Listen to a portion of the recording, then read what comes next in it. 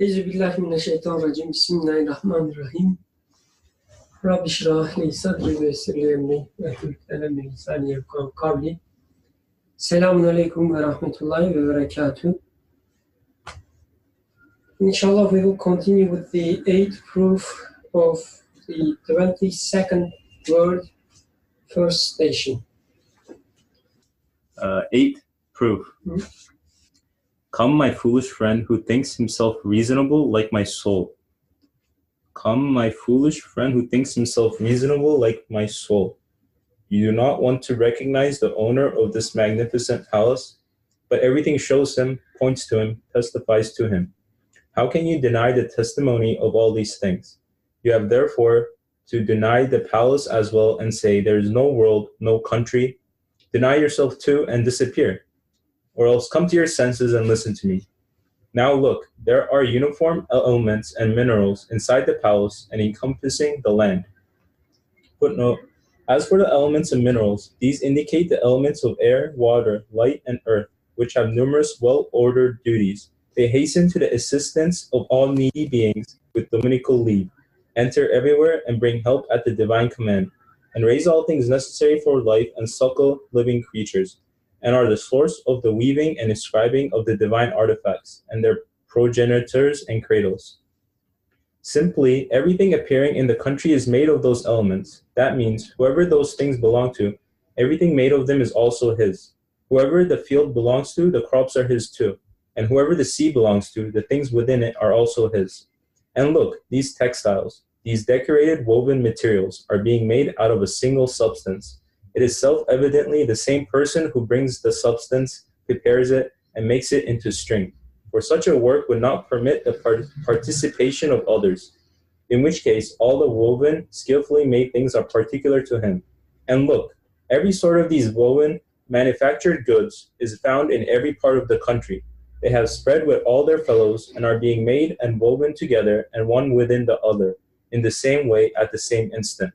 That means they are the work of the same person and the same act through a single command. Otherwise, their correspondence and conformity at the same instant, in the same fashion, of the same sort, would be impossible, in which case each of these skillfully fashioned things is like a proclamation of that hidden one which points to him. As if each sort of flowered material, each ingenious machine, each sweet mouthful is a stamp of that miracle displaying person. A stamp of his, a mark, a decoration, each says through the tongue of disposition, whose ever work of art I am, the boxes and shops where I am found are also his property. Each inscription says, whoever wove me also wove the roll of cloth of which I am part. Every sweet mouthful says, whoever makes me and cooks me, the cauldron in which I am is also his. And every machine says, whoever made me also makes all those like me who have spread throughout the land. And the one who raises us in every part of it is also he. That means he is also the country's owner, in which case, whoever the owner of all this country and palaces, he may be our owner too. For example, in order to be the true owner of a single cartridge belt or even a button belonging to the government, one also has to own all the factories in which they are made. If a bragging, irregular soldier claims otherwise, he will be told, they are government property, and they will be taken from him and he will be punished. In short, just as the elements in this country all surround and encompass it, and their owner can only be one who owns the whole country, in the same way, since the works of art that are spread throughout it resemble one another and display a single stamp, they show that they are the art of a single person who governs everything. And so, my friend, there is a sign of oneness, a stamp of unity in this country, that is, this magnificent palace. For while being the same, certain things are all encompassing, and while being numerous, some display a unity or similarity, since they resemble one another and are found everywhere. As for unity, it shows one of unity. That means that its maker, owner, lord, and fashioner has to be one and the same. In addition, look carefully at this. From behind the veil of the unseen, a thickish string has appeared. Footnote: the thickish string alludes to fruit-bearing trees, the thousands of strings to their branches, and the diamonds, decorations, favors, and gifts to the varieties of blossoms and fruits. Now look, thousands of strings have hung down from it, and see the tips of the strings. A diamond, a decoration, a favor, a gift has been attached to each. Suitable presents are being given to everyone. Do you know what a lunatic action it is not to recognize or thank the one who stretches out from behind the strange veil of the unseen such wondrous favors and gifts? Because if you do not recognize him, you will be compelled to say, these strings are making the diamonds and other gifts on their tips themselves and offering them. Then you have to attribute to each string the meaning of a king, whereas before our eyes an unseen hand is making the strings too, and attaching the gifts to them. That means everything in this palace points to that miracle displaying one rather than to themselves. If you do not recognize him, through denying him, you fall 100 times lower than an animal. Thank you. That was a quick one. So, any volunteers to give us a summary?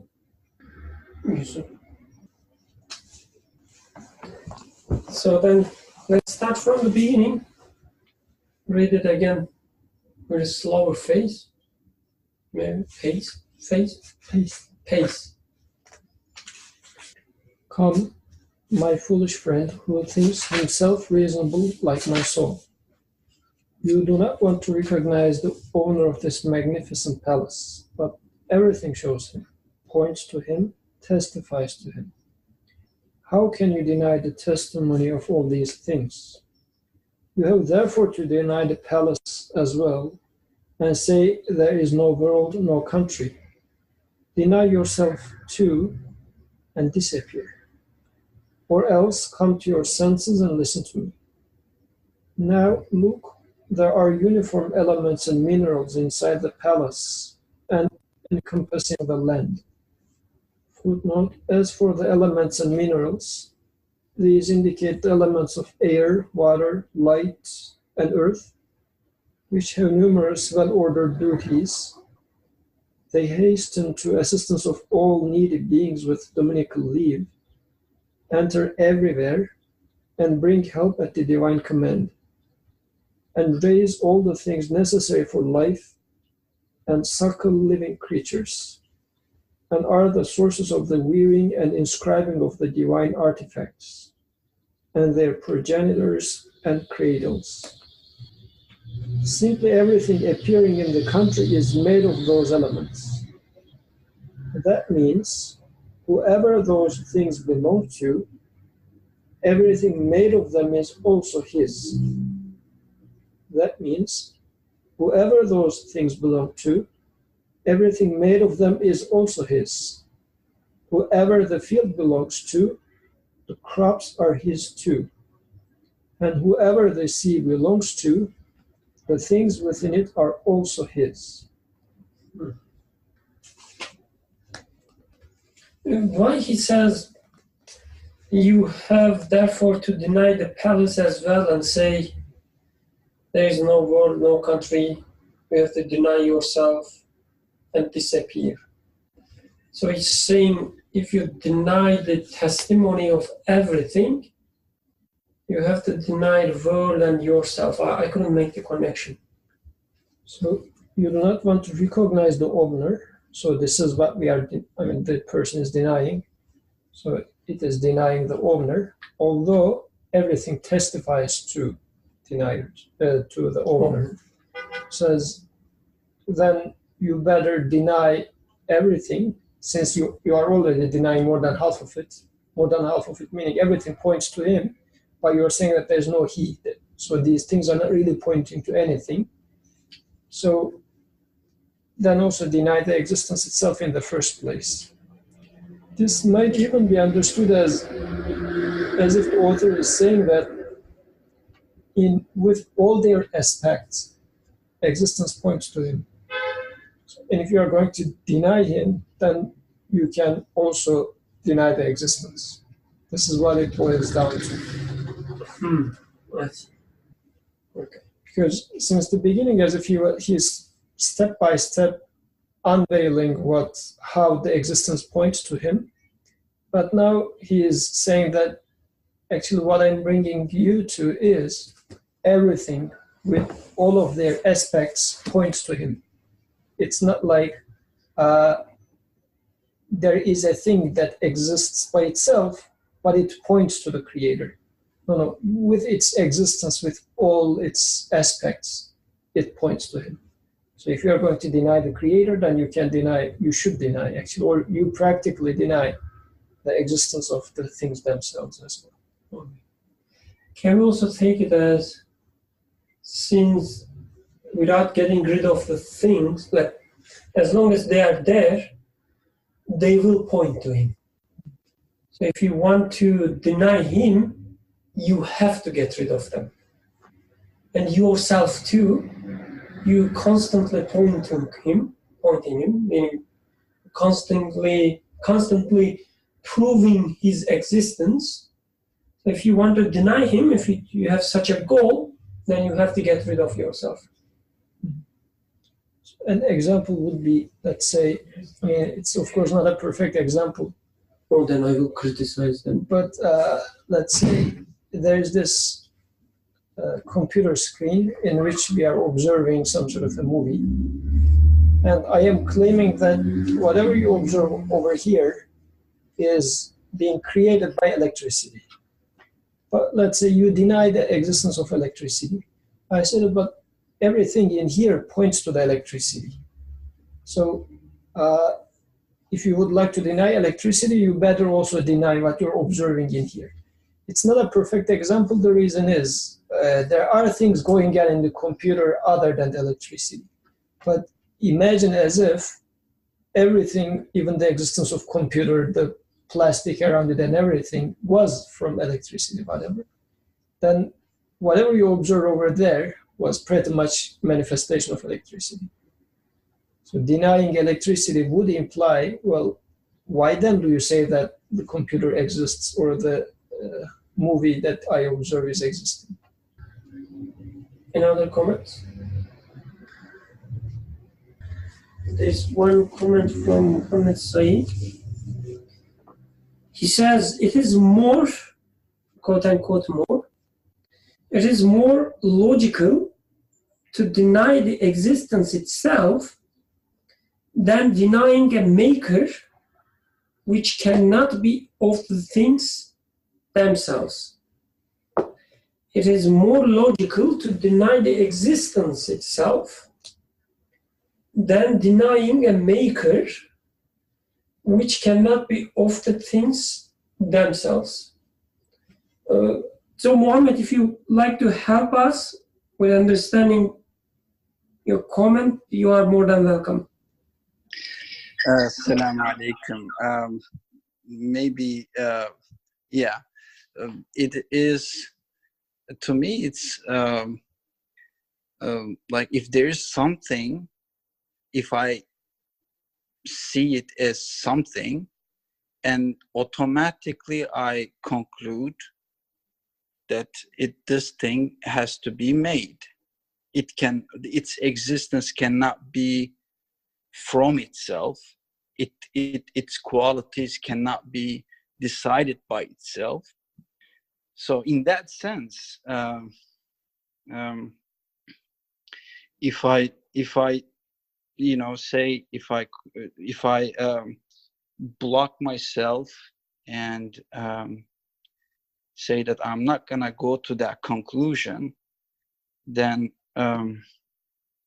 it is definitely logical to deny the existence itself and say something. So it's not logical, definitely, both of them, but when you compare the conclusions, and in that sense, it is not human at all to say that the things, yes, they are there, but they are from themselves. That's what I meant. So the way I understand what you're saying is, like it's even a higher possibility that everything I observe do not exist, as compared to they exist, but they exist by themselves. So it's like more, let's say, reasonable to believe the first one. This is what I understood from what you said. Can you repeat it again, please? So the first one is you're just denying the entire existence.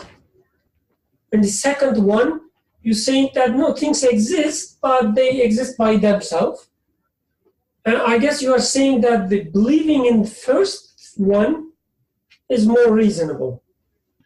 Just denying everything that exists is more reasonable than accepting things exist but they exist by themselves.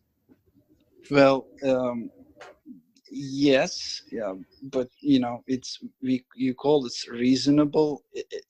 It's obvious that it's not reasonable to say that it is not in existence, but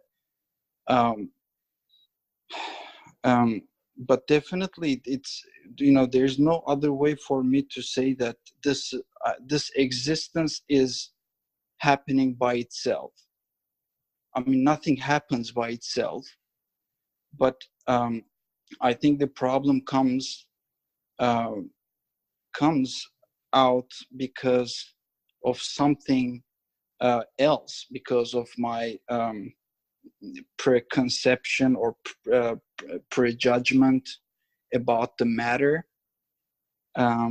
So in order for me not to conclude with the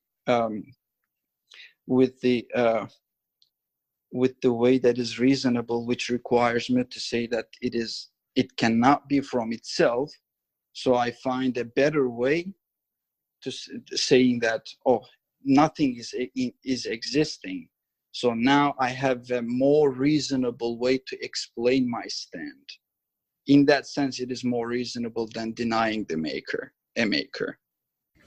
Jazakallah khair. Thank you. By the way, like we struggling with things like reasonable, logical, and Ayşenur, she's not even helping us. I think she's not, how to say, like living the responsibility of her occupation or her expertise. But anyway, this is unbelievable. Like, we are surrounded with such people. Anyway, let's continue, inshallah. Oh, Yusuf. I guess there's this part which is deny yourself to saying that I guess this is the only way out because I am experiencing something. He says, okay, also deny this, I don't exist, my experiences do not exist. And then, yeah, you can also deny the creator along these line of thought. But if you don't do that, then, he says, come to your senses. So yourself will not leave you alone as well. Even if you deny everything, how about yourself? The very thing that you say I, because I deny. So as long as you keep saying I deny, there's still this I. How are you going to get rid of yourself?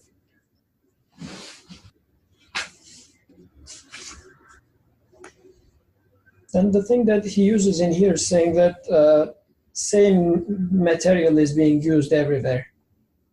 Same light, same water, whatever, is everywhere. And he's using this as a proof, interestingly.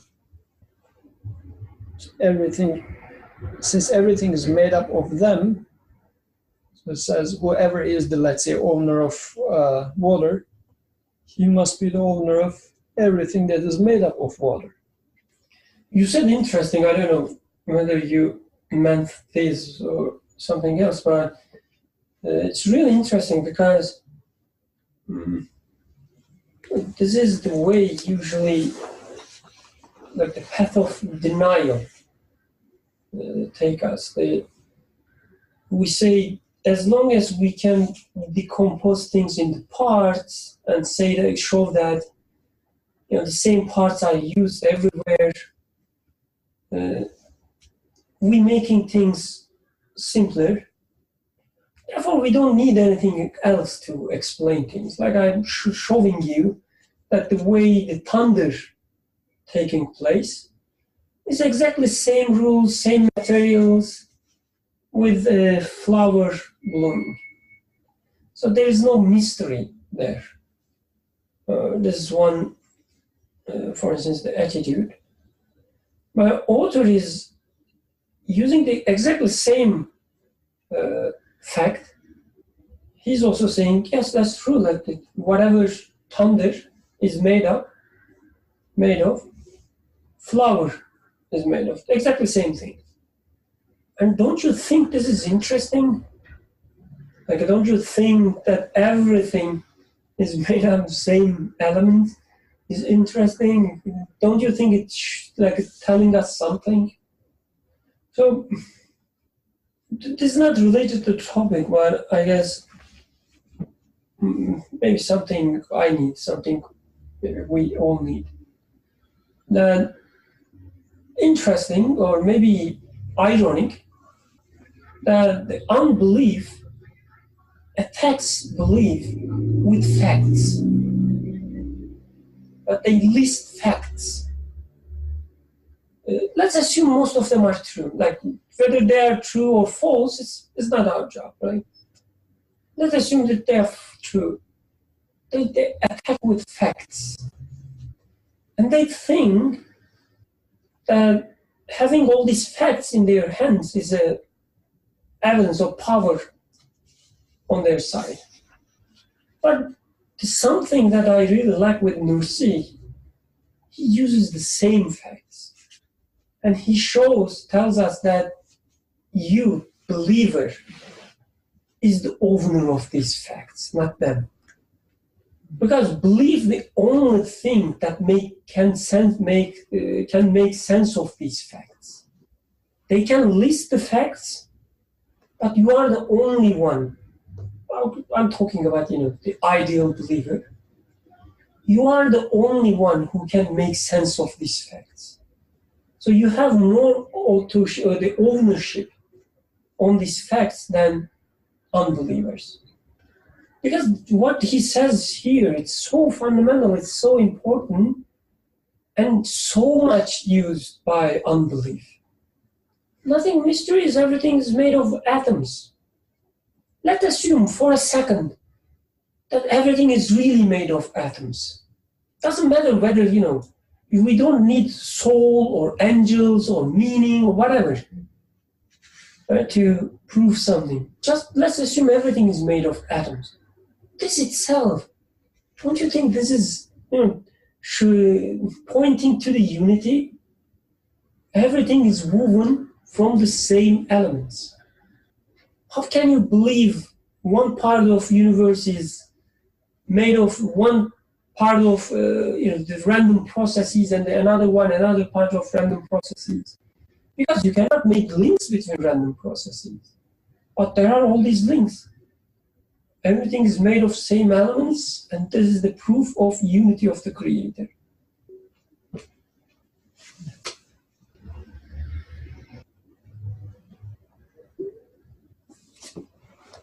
Should we continue with the second paragraph? And look, these textiles, these decorated woven materials, are being made out of a single substance. It is self-evidently the same person who brings the substance, prepares it, and makes it into string. For such a work would not permit the participation of others, in which case all the woven, skillfully made things are particular to him. Again, I couldn't get the chain. It says, all these textiles, these decorated woven materials are being made of a single substance. We said this is a proof for unity, okay, that's clear. It is self-evidently the same person who brings the substance, prepares it, and makes it into string. For such a work wouldn't permit the participation of others. Is it because if others were participating, we would expect differences? I guess we wouldn't observe a pattern. So to me, it sounds like there's this very complex shape that is being put somewhere, so as if like a huge carpet. So from one corner, from another corner, everything starts, and at the very center, all the things are merging together, making a motif at the very center. So as if he's implying this sort of a intricate creation is taking place in front of our eyes. So it would not accept participation because we do not observe this, contradiction in the existence. Everything is being fitting into its proper place.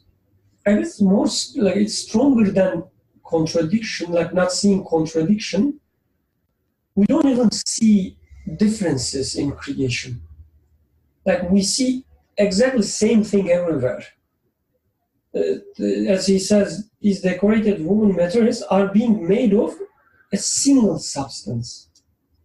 Like we don't see somewhere they are made of one substance, another where they are made of another substance.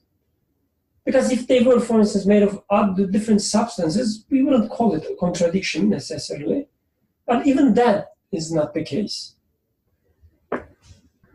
Again, I don't know, I might be confusing, but one example would be, so people say, when you look at the macro scale, there are some physical laws governing, like relativity and so on. But when you go to the micro scale, there are other laws governing. But people also say that this is, due to our limited knowledge currently, because we expect that there will be another framework of the physics which would explain everything. I guess this expectation, saying that, that like we cannot accept that some different rules governing in one scale, at one scale, another set of rules governing another scale, because we expect the same substance everywhere, at every scale. So this is what this paragraph reminded me. Again, interesting, like people also talk about this theory of everything or whatever, sometimes in the context of unbelief, not necessarily everyone. But even this expectation is a proof of unity. And practically speaking, this one is, I guess, nowadays being very much visible, observable, because from the same earth and sun, you observe all different colors of fabric being produced. Trees are different, but still trees are coming from the same earth. So everything is pretty much all different colors and smells and shapes of those flowers with their different texture. The thicknesses are different, their shape is different. They're being woven from the same thing. So it is as if you're going to a factory. The factory is taking just one type of input, but then producing all different flowers of the world. I mean, this sort of a factory we should imagine. So as if in here he's saying that somebody making everything or weaving these different fabric from the same thing, it's beyond, it cannot happen otherwise that he is one and only who is making all these things.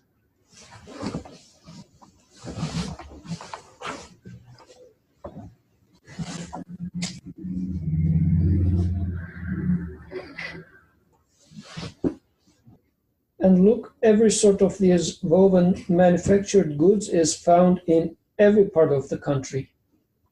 They have spread with all their fellows and are being made and woven together and one within the other in the same way at the same instant. That means they are the work of the same person and the same act through a single command.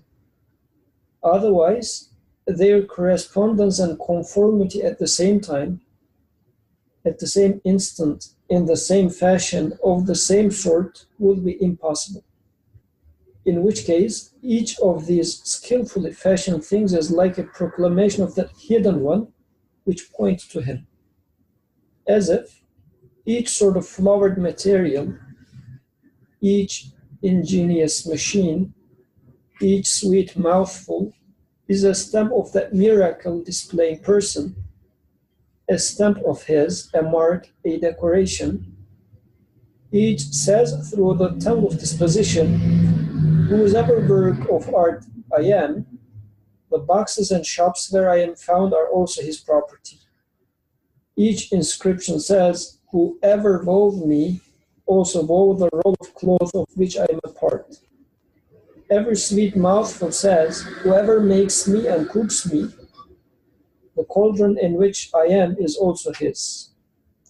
And every machine says, whoever made me also makes all those like me, who have spread throughout the land. And the one who raises us in every part of it is also he. That means he is also the country's owner, in which case, whoever the owner of all this country and palace is, he may be our owner too.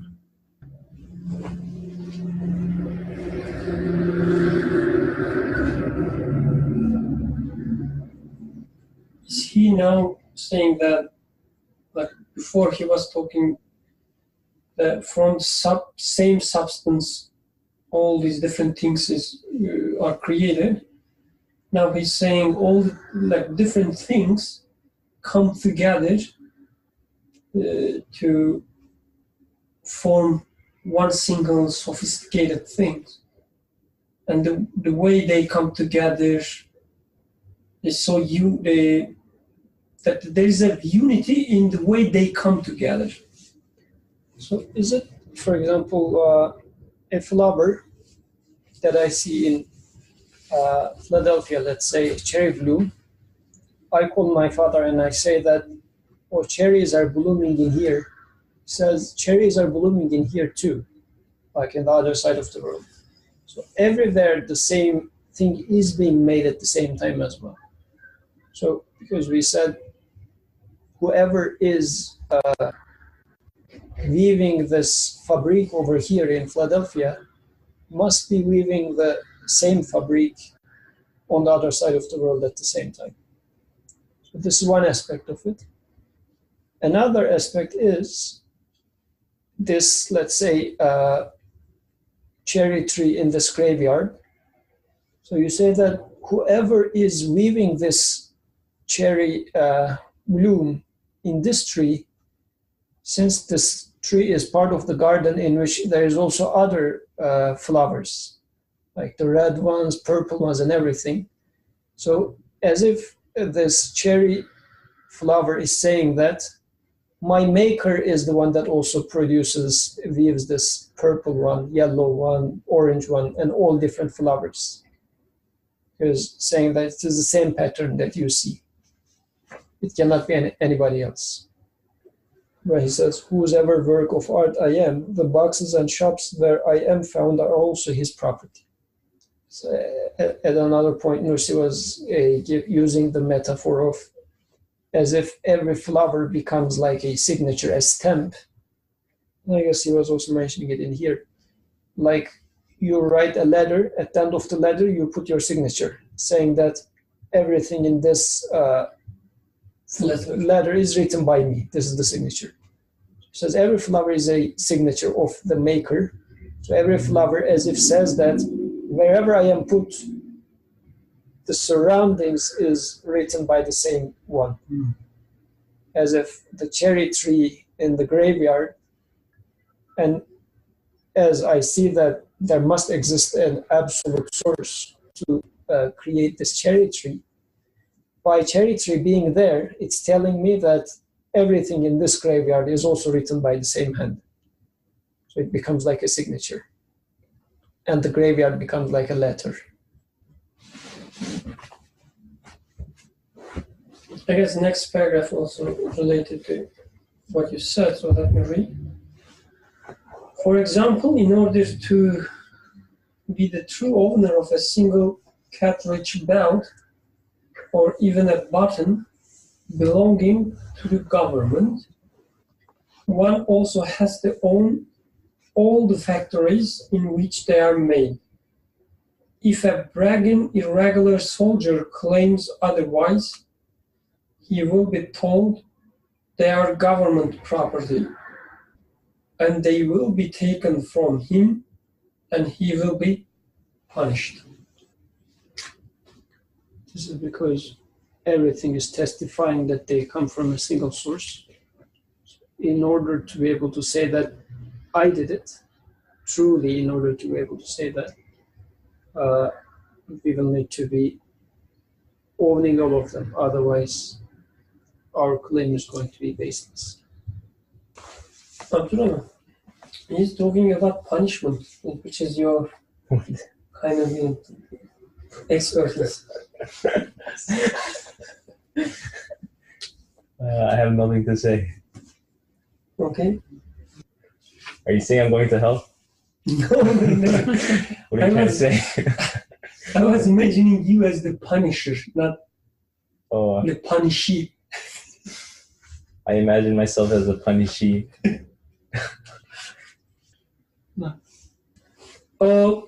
Hatice, Beyza, or Ayşenur, please go ahead. I guess I just wanted to make a comment as to two main things that are striking to me in these couple of paragraphs that we've read so far.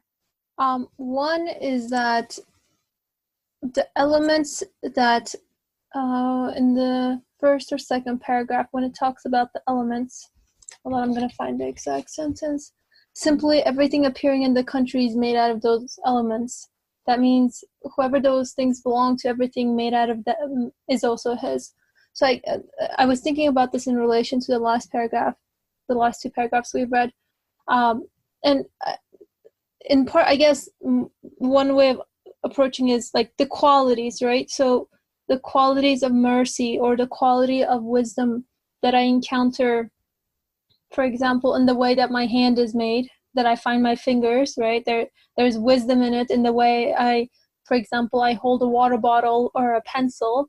But at the same time, there's the same sort of wisdom that I observe in the way a cat walks or a cat jumps, or in the way that they interact with the universe. So although, you know, we're different beings, we're part of the same universe, and I observe the same sort of qualities that must be behind it. So another example I was thinking is like if you go to a museum, or for example, I look at a lot of art from other artists, and sometimes when I look at the art, I know who the painter is without even looking at the signature, because I've come to a point of recognizing the qualities, or in a way the signature of that artist in that artwork, so that I've become so familiar with it that just by seeing it I recognize it. Or it could be, you know, pieces of writing when certain authors have maybe a certain style of writing where the style in which they write looks to the author, and it doesn't have to be literally written on the page. You can once you familiarize yourself with the work, then you automatically, instantly, probably the first thing that comes to your mind is, oh, this person made this. For example, with maybe, the first point is just the fact that, you know, you seeing these sort of certain qualities in the work, and the same qualities in different part of creation. And then the second part was that stood out to me was the same qualities, but also an interconnectedness between the creation. I think this was also a main point from last week's discussion as well. So for example, if I see a laptop, right, I see the quality of wisdom. I say, okay, someone must have designed it this way. And I see the mouse, and in the mouse, I see, okay, there's wisdom in the way this mouse is shaped perfectly for my hand. And then this keyboard, every letter is there perfectly made for my hands as well. So I see wisdom in, let's say, the computer monitor, the keyboard, and the mouse. But at the same time, I recognize that there's a relationship between those three as well as me, right? So it's not just there's wisdom and design and all of these things separately, or me with 4 things separately, but at the same time, there's a relationship between them, and between all three of us as I interact with the mouse, with the monitor, or with the keyboard. So when I take this example to the universe, okay, so I see, wisdom in the way my cat is created, but then I find this wisdom in everything that I reflect upon, and I find some sort of connection to it that looks to me. And all of this kind of, I think it's an emphasis on the unity of the one that must have made these things, that must have brought about this existence, or that must have brought about this order. And it's just, so it's not just, seeing a painting and knowing the artist, but it's also about seeing the painting, knowing the artist and the qualities, but also saying, oh my goodness, like, this, look at the way that they've made this, it looks to me. It's addressing it, like, it's like, parts in a machine, in the sense that we function together. There is perfect cohesiveness in the way I interact with it, or in my relationship to it. There's an automatic, like, I have a relationship with everything in creation, whether it's something I prefer or I don't prefer. So, and these interactions, these two main points that that I see in this text points to that there must only be one, the oneness, the unity of the one that brought these things into existence. Thank you. Jazakallah khair, Hajja. That was a great summary of what we've been discussing. So I hope the others as well can help us understand the topic better. Thank you again. That was great. What do you think, Abdurrahman? It was great. Yeah. In short, just as the elements in this country all surround and encompass it, and their owner can only be one who owns the whole country, in the same way, since the works of art that are spread throughout it resemble one another and display a single stamp, they show that they are the art of a single person who governs everything. As this, like, as titled, yeah, suggest. And so, my friend, there is a sign of oneness, a stamp of unity in this country.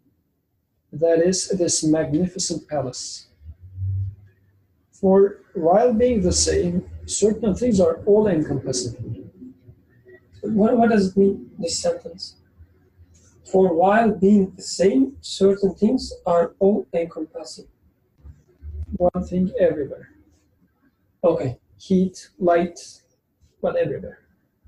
Çünkü bir kısım şeyler biriken ihatası.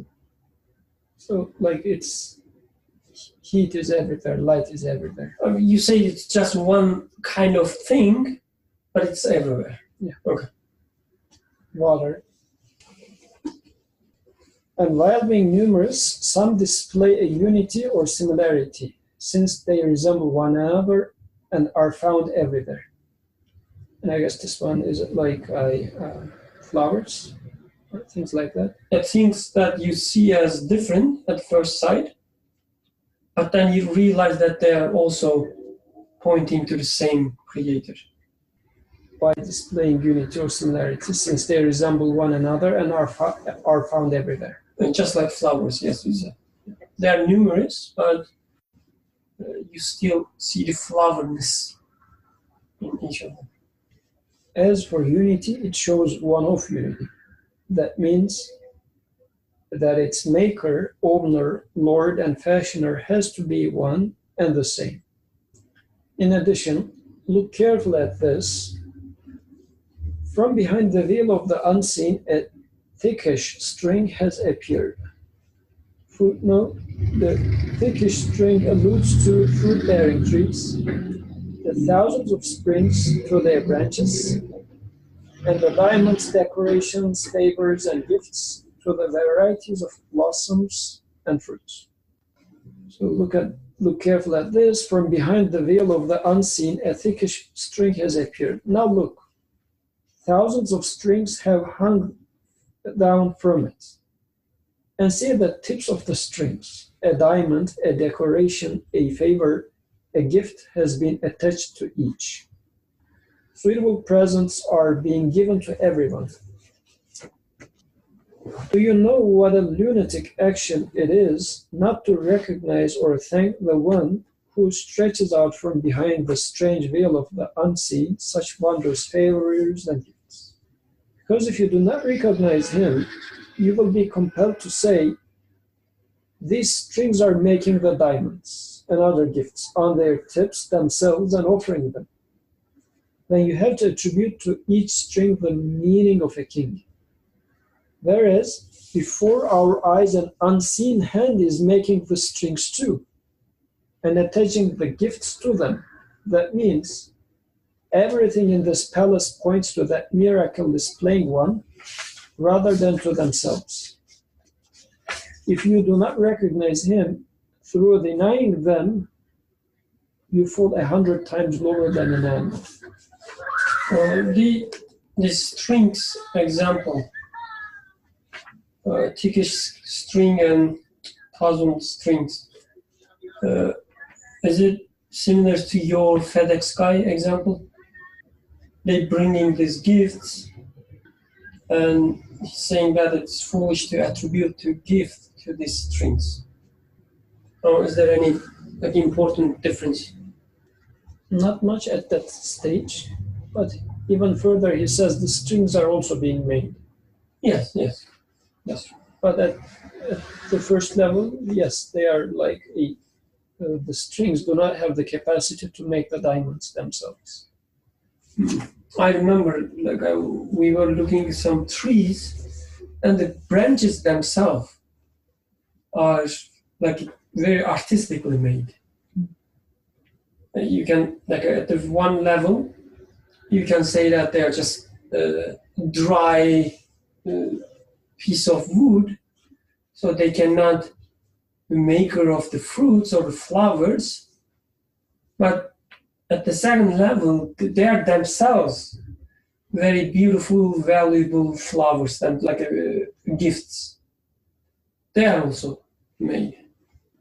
When you look carefully, the angles they make from the thickness, the Trunk. The half thickness becomes how their thickness changes along the branch and so on. It's so beautiful, it's so artistic. And I was thinking about this. Yes, there is beauty, there is art for sure. Because last week somebody was raising the question of what if, since the topic was a little bit about problem of evil maybe at that point, so the person was raising the question of, well, if you go with that perspective, then one can raise the question of evil things, like I am also observing evil, whatever, or this sort of destruction. Not to say that I shouldn't see art or beauty, but I guess before that, the basic common denominator is order. Because within order we see beauty, within order we see mercy, this and that. And even for the things that appear to be destruction to me, I observe order in there as well. Death happens within an order. Earthquake happens within an order. So, and as there is order, then there must exist an order. So, because it's interesting, I mean, death seems to be something arbitrary, but you observe that a rotting flower, a rotting corpse, the act of rotting is within an order again, which should make me question what's going on in here.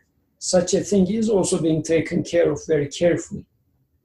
So somebody must be behind it. So what does this somebody is trying to do, telling me? Then I will start seeing different names. So the reason that I'm raising this issue is because the questioner was asking it in a format that as if I would like to accept that there is beauty, but he says it's equally valid that there is lack of beauty, there is destruction, whatever. But I guess starting from the common point among everything is order. And then I start seeing everything within the lens of order. So the unity is coming with order from there.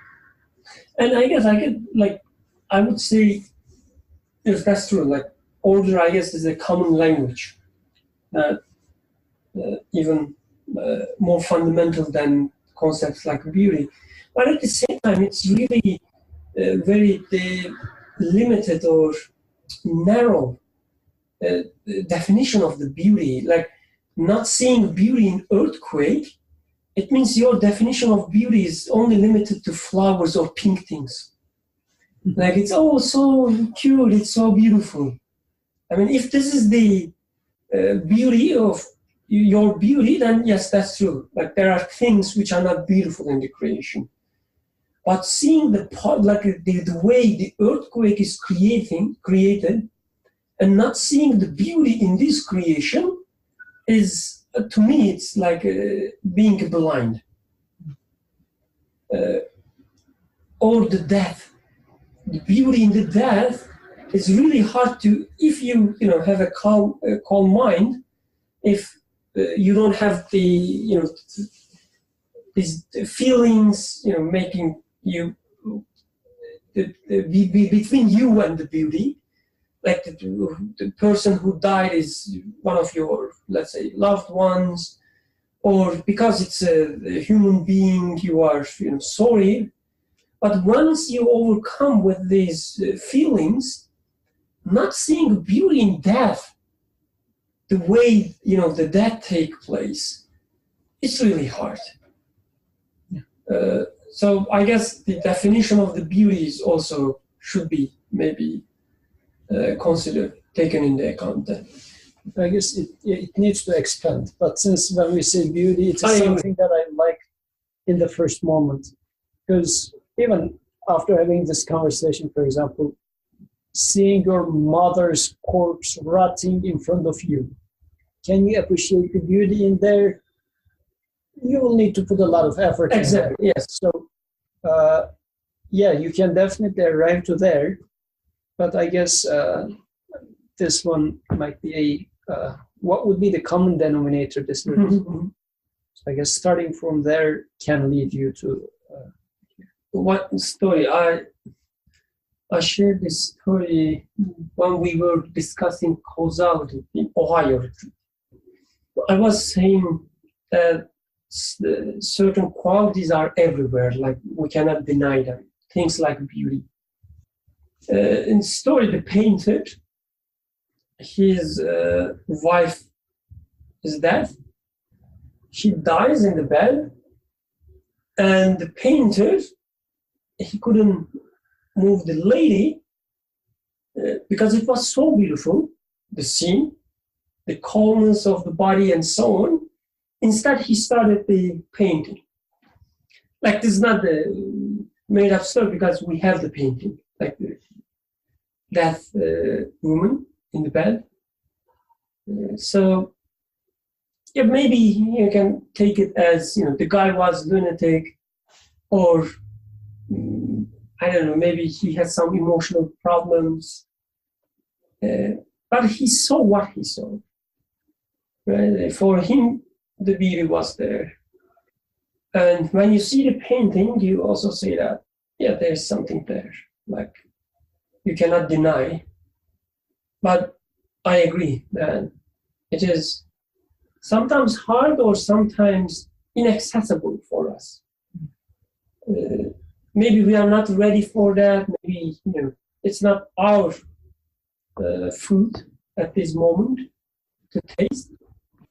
But saying that there is no beauty in certain things, I think takes a lot of courage. Especially if you are, studying the process, or if you are, into understanding the process. Like as soon as you learn about, I don't know, the circulation system, a cut in your finger becomes something beautiful. Or as long as you have some questions about the blood in your mind and see how it gives you life, when you see blood, it becomes beautiful. Okay, should we continue with the 9th proof? Okay. Come, my unreasoning friend. You do not recognize this palace's owner, and you do not want to recognize him because you deem his existence unlikely. You deviate into denial because you cannot comprehend with your narrow brain his wondrous arts and acts. Whereas the true unlikelihood, real difficulties, hardships, and awesome trouble lie in not recognizing him. For if we recognize him, this whole palace, this world becomes as easy, as trouble-free as a single thing. It becomes the means to the abundance and plenty around us. If we do not recognize him, and he does not exist, then everything becomes as difficult as this whole palace, because everything is as skillfully made as the palace. Then neither the abundance nor the plenty would remain.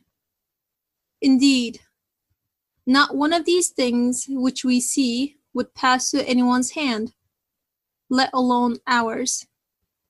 Look at just the jar of conserve attached to the string. Footnote: the jar of conserve indicates the gifts of divine mercy like melons, watermelons, pomegranates, and coconuts, which are the conserves of divine power and like tins of milk. If it had not emerged from his hidden miracle-displaying kitchen, we would not have bought it for 100 liras or cents, although we would buy it now for $40. Yes, all unlikelihood, difficulty, trouble, arduousness, indeed impossibility, lies in not recognizing him. For a tree is given life from one root, through one law, in one center, and the formation of thousands of fruits is as easy as one fruit. But if the fruits were tied to different centers and roots and different laws, each fruit would be as difficult to produce as the tree.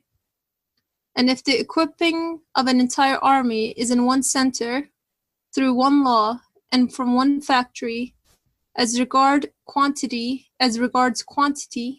it is as easy as equipping a single soldier. While if each soldier is equipped from all different places, then to equip one soldier, there would have to be as many factories as for the entire army. Just like these two examples, if in this well-ordered palace, this fine town, this advanced country, this magnificent world, the creation of all things is attributed to a single being, it becomes so easy, so light, it is a reason for the infinite abundance, availability, and munificence we see. Otherwise, everything would become so expensive, so difficult, that if the whole world was given to someone, they could not obtain them. And this is the end of the 9th proof. Jazakallah khair. Let's start from the beginning. Or if you have any a summarizing thought, please share us before we start from the beginning. They usually help me to understand the passage, where we have the overall picture in our minds first. In the form of a question. As if the author in here is saying it is easier to explain the existence with one maker than explaining it with multiple makers. So is he meaning by that, therefore, it must be that there has to be one maker? Or is he doing something else in this 9th proof? Any attempts to answer these questions? Not, just to clarify, as far as I understand, he's not asking whether if it is difficult or easier one way or another. I guess Yusuf is asking whether this is what author does in the 9th proof or not. I guess it's like a trick question, right? Because it is definitely easier. However, we're not saying it's easier for God. we're saying it's easier for us to come to this conclusion because it's the only conclusion that makes sense. Whereas it's a lot harder for us to come to a conclusion that everything is a maker. So it is easier for it to be that way, but not because of like from like the divine perspective, but from our perspective, it's like easier to come to such a conclusion. So I guess my question was not exactly that, Okay. not to say that this was wrong or right. So what if I would say, because if I misunderstood this paragraph, I can say that, well, maybe the existence is complex. There is no easy explanation. Why do you say that easy explanation should be right explanation? Maybe the explanation is very complex, and since your capacity is limited, you want to go with the easy explanation and accept it. But I guess that's not what the author is saying in here. Just to clarify, this is why I'm coming from the reverse angle. So the way I see is at the very beginning, he says, you are so foolish because you deny God, because you think it's so hard to believe such a thing. But what you believe instead is a million times harder. As if he is curing my problem, because in the first place, I am already as if predisposed to say that a complex explanation doesn't make sense, and this is why I deny God. You're talking about someone who is running everything all at the same time. And this is impossible to accept, as if it is like a very far-fetched idea, sort of. And now the author is saying that actually, when you deny the creator, it is a truly far-fetched idea, or like to the level of almost impossibility. And you yourself in the first place were denying God because saying that it was a impossible to believe explanation. He's just flipping the table, saying that yes, what you are saying is almost impossible to accept, while this one is much more reasonable to accept. So you shouldn't be doing what you're doing. There was a movie, Jim Carrey movie. He's talking to God. Musk? No, not Musk. He's talking to God, and God says, "Okay, you think if you think you can do my job better than myself, now you are God. Do my job." And he says, "Okay, now I will collect all the worships and like prayers. I will answer them. So let's make them as post-its so that, I will answer them one by one. And the entire room is full of post-its and like he cannot move. So he says, okay, let's use, something more technological. What about emails? Make them as emails. And then he has all these billions of emails. And then he realized how hard God's job. So I guess this is what we should have in our minds. Like when we say, it's so hard to believe that God is answering all these prayers or controlling everything. I was talking to a colleague of mine a few years ago. He was saying, Birkan, come on, do you really think there's a God? He's dealing with every tiny things that, you do, others do. You cannot think of such a thing. Like it's impossible. There's another version, I guess, says, if I was God, I wouldn't, care about all this tiny stuff. And I guess when it looks at me as well, like it's really sometimes hard to give away what I have to God. This also belongs to Him. It's really hard. Not only because, imagining Him to doing it is hard, but also giving away is also really hard. We love all these tiny things which belongs to us. So anyway, so this is what I understand from the paragraph. Like you imagining such a God, Jim Carrey, trying to answer all the prayers. you think it's really hard, but what you suggest instead is much harder.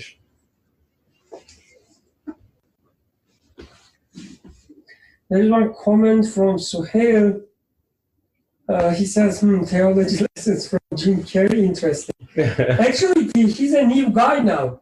He changed, like he's giving, I haven't listened, but I've seen that he's giving now inspirational speeches, I guess. He's acting different and so on. So maybe, okay, Suhail says, I know he's woke, as they say. What? So, but anyway, this is the movies from the old Jim Carrey. Anyway, any comments? I would say any other comments, but I just realized that I didn't make a comment. Just narrated the movie. So, any comment? Should we like a read part by part and then? Oh, please go ahead, Faraz. Yeah. So not something major, but I think it's interesting that the text actually never uses the word God or creator, as far as I can know. And I mean, the importance of it is minor, I guess, but it just because the word God has different, connotations for different people. I guess the text is, as far as I can tell, I may be mistaken. Maybe he's using the word God, and then my point doesn't make sense. But if he's not, he's simply saying, a single source versus everything being a source of its existence, versus everything that is so connected to everything else, and getting all of that from a single source. So I don't know. I don't know if a single source of creation is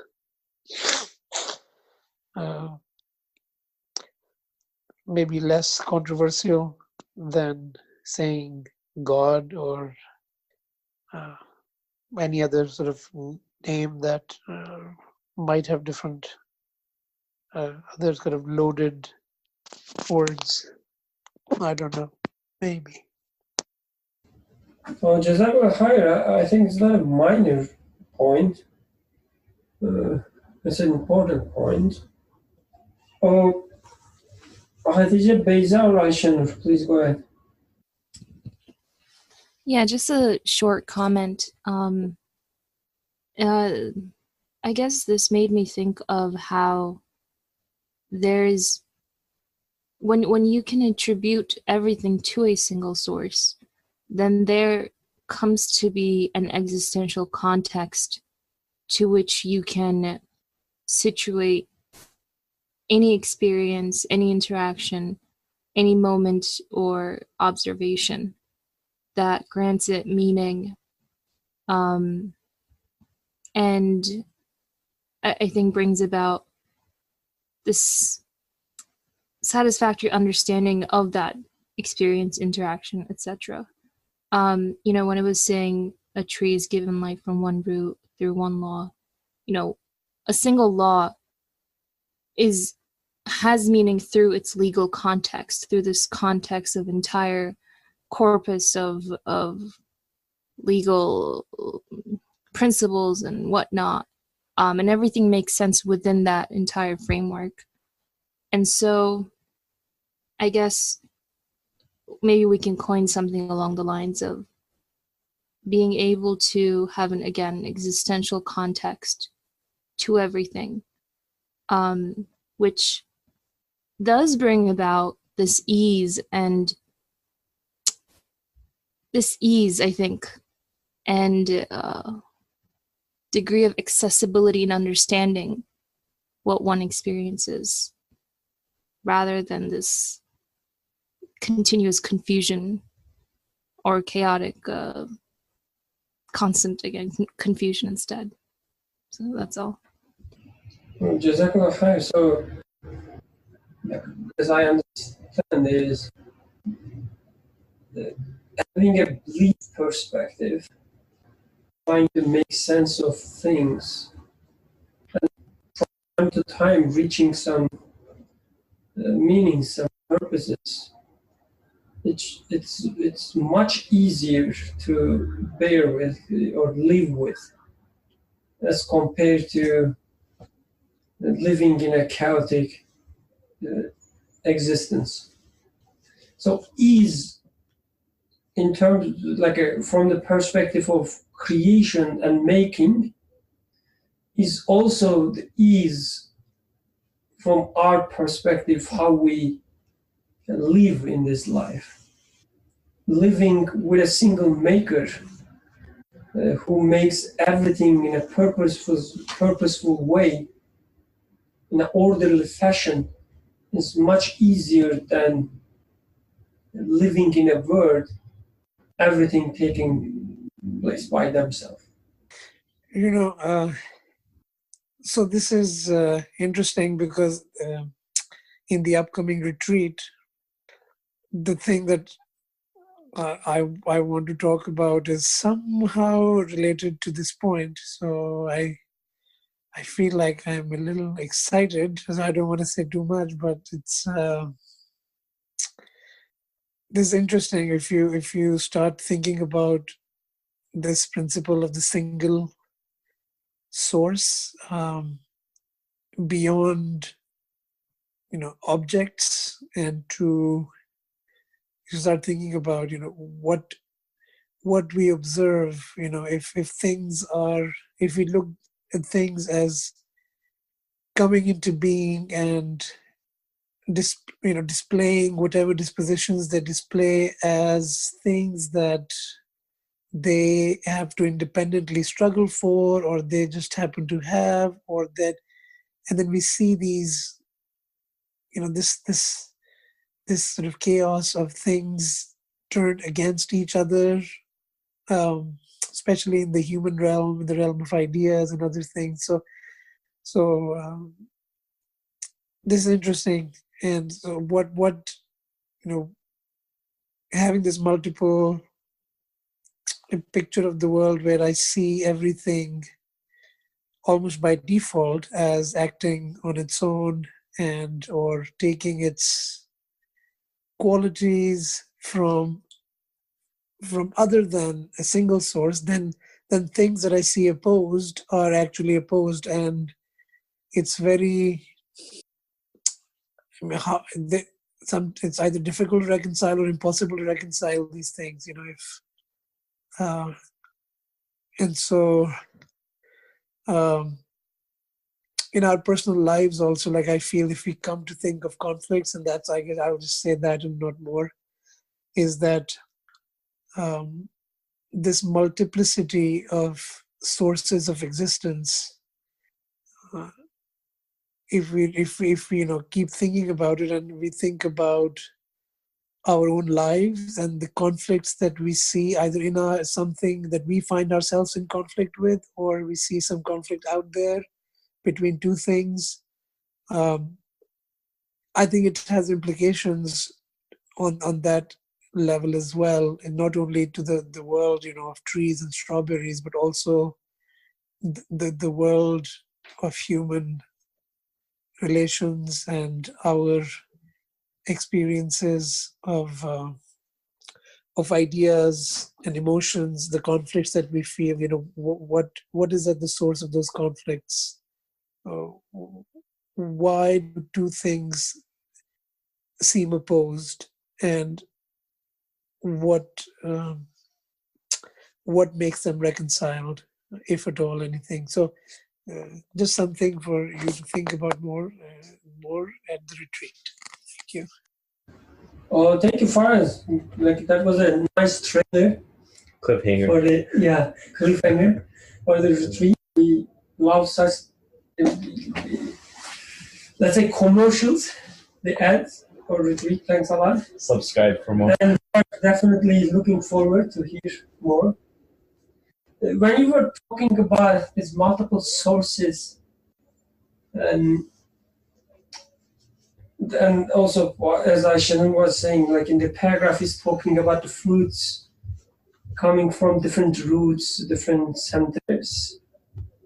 It's reminded me that even when I'm peace, at least momentarily, with myself, with my life, and like a thankful to the Creator, the Maker, the single Maker that makes me and everything in my life. I still, cannot stop myself worrying about my loved ones. Like, okay, I'm fine. But what about my sister? What about my brother? What about my wife? Who will take care of them, right? Even at least at the superficial level, like the level that I can see, that I'm not attributing anything to myself. I say, okay, you are the one who creates me. I'm not in trouble. Thank you for that. Whatever you give me, I'm okay with that.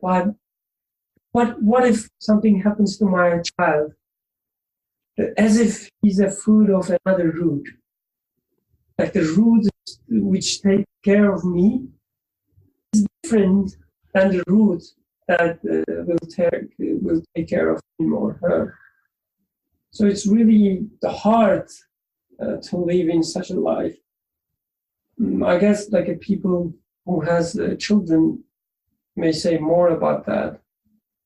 But even myself, like I find myself sometimes being worried about my family, even when I'm thanking to the Creator who brings forward everything in my life as I claim. Okay, I guess we can continue. So he gives two examples, one with fruits that we just talked about. The other one is with the army. Let me read it. And please just start speaking if you'd like to say something, I will stop. And if the equipping of an entire army is in one center, through one law, and from one factory, as regards quantity, it is as easy as equipping a single soldier. While if each soldier is equipped from all different places, then to equip one soldier, there would have to be as many factories as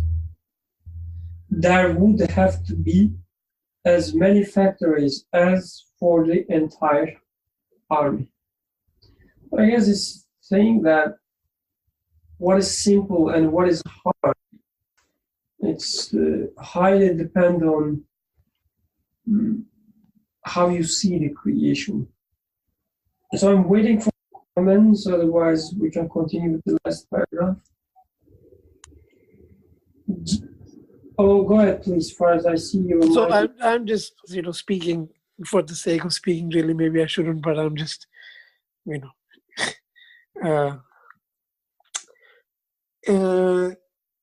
I think, because this reminds me of one thing, like, you always are affected by other conversations that you're having. So one of the conversations in my life, not active conversation, but for many years has been with someone in my family who is a very strong, I don't think that person understands what he's saying, but in any case, whenever that person, finds something in the world where there's conflict, either two sects are fighting each other or whether any kind of conflict, people are fighting over something or disputing something very vigorously, and there is ugliness and anger and so on. He always has the same response. He always responds by saying, quoting this line of a poet, which ultimately is conveying this idea that, basically, roughly translates to, what is all this, hullabaloo, what is this, what is the big, this turmoil about when you are the only. And he always, will just quote this line, which is kind of like a Wahdatul Wujud for those who know, kind of idea that, only God exists, real reality. Oh, Faraz, please, I'm sorry for interruption, but your sound was cut for a moment when you were doing the translation. Sorry. At least, Ladafia missed the translation, sorry. Hello? We can hear you, yes. So, the person always quotes this line about, when, why there is all this turmoil and, how, whatever, this, some, upheaval when you are the only one who is there. When it's, you are the only one who exists, really, whatever you want to translate as. And so this idea, people always kind of seem to find themselves attractive to say that, well, only God exists, as a kind of, it seems like you solved the problem, but actually what you've done is you basically don't know what to make. And you just kind of say, well, only God exists, but what exists before you is a conflict, and you basically just can't say much about it or deal with it. I feel, for me, from my perspective, of course, that person is not here to defend his perspective, so this is a partial perspective. But I always feel dissatisfied with saying that, oh, only God exists, so what is all this? The problem is, there is all this. And so, I exist and that person exists and he's fighting with me. What does it help me to say only he exists? Yes, he may exist, but I exist and I'm experiencing this. So what do I make of this? And so I think here in this passage and elsewhere, I think, and this is also, not unique to Nursi, I think this is also like an idea in the other people have, by saying that, no, it's not that everything is God, but that everything is from one. Not everything is one, but everything is from one. And that is the way to respond to this conflict. And so what would that mean if I brought this idea of that everything is from one to a conflict? What would happen? So that's a different, then we have to discuss more. But I think this idea, distinction between is one, everything is one, or everything is from one, or everything is the real, or everything is from the real. This is also, I think, part of implicit in this passage. That is of, I think, some interest to me, maybe not to everyone. Interesting point. I remember one example from Sister Yamina. She was talking about this, like the same kind of conflicts and cliche example that the people bring, which is that a child is dying, and if everything created by this merciful God, how can you explain people killing children? And she was saying, I found it really interesting at that time, like that was the first time I heard such thing. She was saying, well, if you can explain a killing of a children without God, just go and explain. You wouldn't be able to. So just to explain that somebody is killing the children and then children is dying, you have to refer to a single creator. So I found it at that time very interesting. Like, as you were saying, I don't know if I'm taking what you said in a totally different perspective, but with conflicts or everything we see in front of us, that we should realize that it's coming from the same source, whether we like it or not. And then once we understand that it's coming from the one source, how it changes that what we were seeing, how it changes, or does it change? Does it, becomes maybe something more reasonable, or maybe something that we can live with, bear with? So let me read this last paragraph, and then I guess we can conclude for today.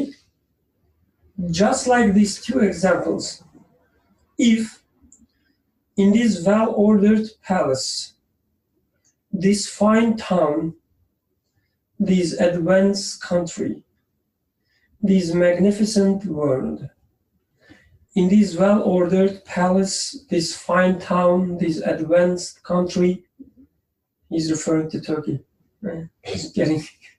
We are getting more and more advanced every day. Our military is getting so advanced nowadays. All these, sorry. Just like these two examples, if in this well-ordered palace, this fine town, this advanced country, this decent world, the creation of all things is attributed to a single being, it becomes so easy, so light. It is the reason for the infinite abundance, availability, and magnificence we see. It becomes so easy, so light. It is the reason for the infinite abundance, availability, and magnificence we see. Otherwise, everything would become so expensive, so difficult, that if the whole world was given to someone, they couldn't obtain them. I really like this phrase. Otherwise, everything would become so expensive. Like we wouldn't reach anything. All our desires that we want to attain things in our lives, we want success, we want all these things. Everything would be so expensive that you wouldn't have anything, wouldn't attain anything, that your humanity would go to waste. But with the single creator, that even the most expensive thing that you imagine becomes so cheap. Eternal life, eternal happiness. This is what is available. Eternal satisfaction in every moment, even when a child is being killed. So it seems so expensive to attain the peace of mind in such a situation, your beloved mother passing away. So expensive having the peace in this moment. But attributing the death to the single creator, it becomes cheap. It becomes so easy, so light. It is the reason for the infinite abundance, availability, and magnificence we see. Does easy mean it makes sense? Like, what does easy mean exactly? Yes, depends on the context used. Sometimes authors use it as it makes sense, I guess. It's easier to comprehend, maybe. Because if it's easier to comprehend, then that goes to like something you said before, like maybe in the future human mind will increase in intelligence and they can comprehend something different. But that shouldn't be what easy. It's not easier to comprehend or something. It should be, even in like a billion years from now, it's still going to be just as easy. I guess another context would be, again, like it would be easy to accept, in a sense that you can live with it. And I guess in here she uses similar approach as well. He is putting a sort of a framework. First, he is showing that unbelief, a good portion of unbelief, is stemming from seeing things unreasonable, far-fetched, hard to accept. Like going to the university, people fun of idea of God, saying that, look, we can already explain, as if this is like in front of our eyes, things are happening. Why are you bringing some spaghetti God from somewhere and trying to explain the stuff in here? It's very simple, 2 + 2 = 4. There's no need for some extraterrestrial being to mess up with, to explain this phenomenon. But now he is just saying that, no, it's exactly the opposite. Because it is right, something that is far-fetched, you don't need to appeal to such an idea in order to explain what you can already explain easily. Easily meaning, if, for example, somebody break into your house, then instead of trying to saying that, oh, this is a intercontinental terrorist group is conspiring against me, well, your neighbor. I mean, a simple explanation. Your neighbor is a whatever. So you don't need to conspire about a transatlantic terrorist organization or breaking into your house. So now Nursi is just turning it the other way around, saying that, yes, but there's no need for coming up with a complicated explanation if the phenomena is out there. But what you are saying is thousands or billions of times much more complicated than what can explain the phenomena that you're experiencing already. And if you go with what you are suggesting, like this intercontinental terrorist organization breaking into your house, it will have a lot of further consequences, but look at your house, only your money is stolen. It's not nothing bigger than that. Like, why would they? Then he's just showing that the exact opposite is the case. And why is that important? Because there's also some sort of a psychological aspect of this. I mean, just think about yourself. Maybe today, maybe in your old days, in the university environment, being ashamed of appearing to be quote unquote religious, because you don't want to be the laughing stock of your friends. Like, I mean, this guy is just believing in something unexplainable, this is why. But he's saying, no, it's exact opposite. Trying to explain the existence without referring to a single source is such a laughing stock. سبحانك لا علم لنا إلا ما علمتنا إنك أنت العليم الحكيم وآخر دعواهم أن الحمد لله رب العالمين